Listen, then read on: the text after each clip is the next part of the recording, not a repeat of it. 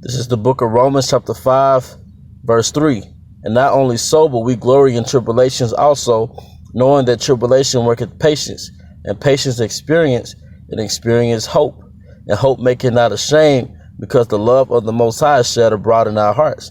All right, Shalom Akim is the high spirit within Judah of the GMS Mississippi camp, giving our honor and glory to the Heavenly Father, Yahweh, by Hashem Yahushua, by Hashem Kodash. I also want to give double honor to our apostles, the great millstone, Ruel, and peace and blessings to the house of David the elect. And today, I want to go into hope, all right, because, you know, in these times that we're coming into and the times that we're currently in, something that illuminates us internally should be the promise that Yahweh Shema Shai gave to our forefather Abraham, and we being heirs of that promise.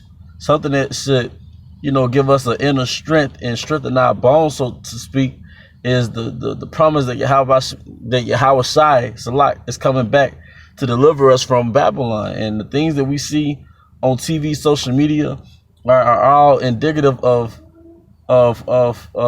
Yahweh Shai coming back. And that's what our hope should rest in, okay? Our hope should rest in the promise that Yahweh, the Heavenly Father, is sending his son, Yahweh Shai, to deliver us. And these things that we see in the news and the media should strengthen our hope. And our hope should be in nothing more than the promise, okay? It shouldn't be in vain things such as money, you know, cars, clothes, whatever it may be. You know, it could be in a woman, but how's a woman going to defend you in the time of Jacob's trouble? It could be money, but how's money going to defend you when there's an economic collapse and you got to use the RFID chip, which is the mark of the beast, all right? It could be your 401k. What's the use of your 401k if there won't be another 20 years in Esau's kingdom, another 30, 40 years in Esau's kingdom, all right? So with that, I'm going to get Psalms. You want to get Psalm 71. Psalm 71 and 5. For thou art my hope, O Yahweh, thou art my trust from my youth. All right, what does it mean from thy youth?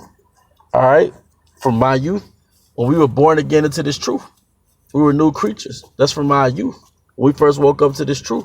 And a lot of us did wake up to this truth as young men, all right?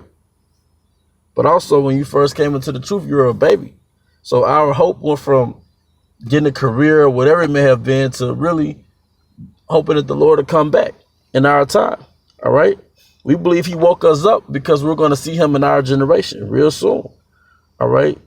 From there, I'm going to get Psalms 16 and 9. It says, therefore my heart is glad and my glory rejoiceth. My flesh also rests in hope. So we're supposed to rest within hope, okay? And no matter what type of bitterness you experience, no matter what type of afflictions you experience, whether it's hell on your job, you know, dealing with your family or your woman or whatever it may be, all right?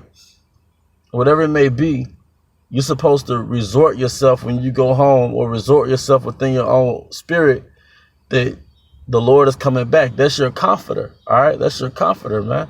That's why it says in Wisdom of Solomon, the 8th chapter, referring to wisdom, King Solomon said, when I go home, I will repose myself with her. Who is that her? Is that wisdom. But through wisdom, we receive hope and salvation, okay? So I'm going to read Psalm 16 and 9 again. Therefore my heart is glad and my glory rejoiceth. My flesh also rests in hope.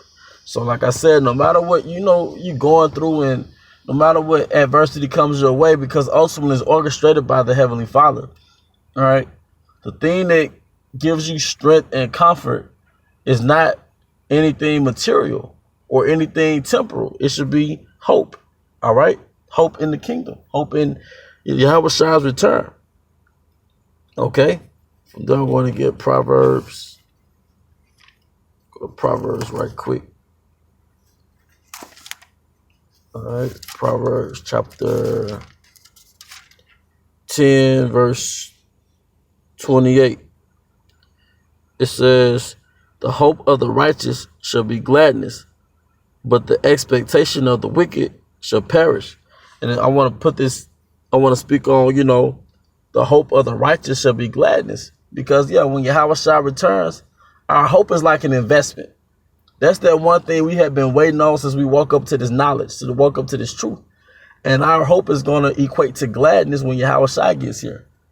All right, that's the one thing that we're quietly waiting on that we're not telling the world, is that our hope is not that they come up with a vaccination.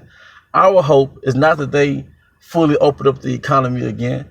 Our hope is not that, you know, we basically live it up on this side. Our hope is not that they